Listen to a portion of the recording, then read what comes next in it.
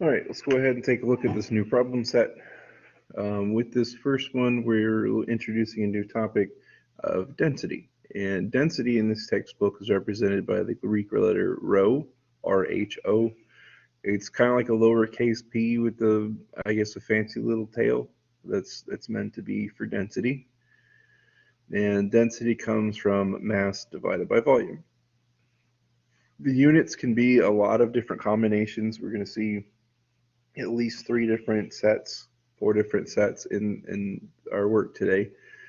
This one in particular, though, wants grams per milliliter. And so at first glance, grams are good, and the milliliters seem like a problem. And so what we need to remember from this is on the formula sheet, but 1 milliliter is the same thing as 1 cc. So if you think of cc's for engine displacements or amounts of medications, you've probably heard of that before. And cc is an abbreviation for cubic centimeter, which is great because look, centimeters, centimeters, centimeters. So if we go ahead and find this volume, and it says that it's a block, and the way the dimensions are presented, we assume it's some sort of boxy sort of shape like a prism. We want to go ahead and multiply all of these together, and because they're all centimeters and it's all multiplication, then we will get the centimeters cubed, which will convert or basically flip over and give us what we want.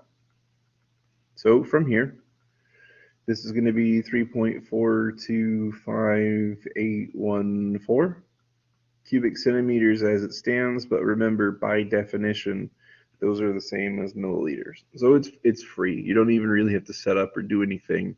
We can just swap it out. So we want to use these because that's what's on the answer.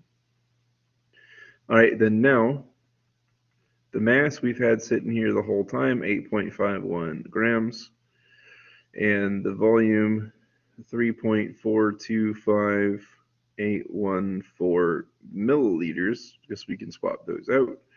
And that's going to give us grams per milliliter. They basically just stack with each other here.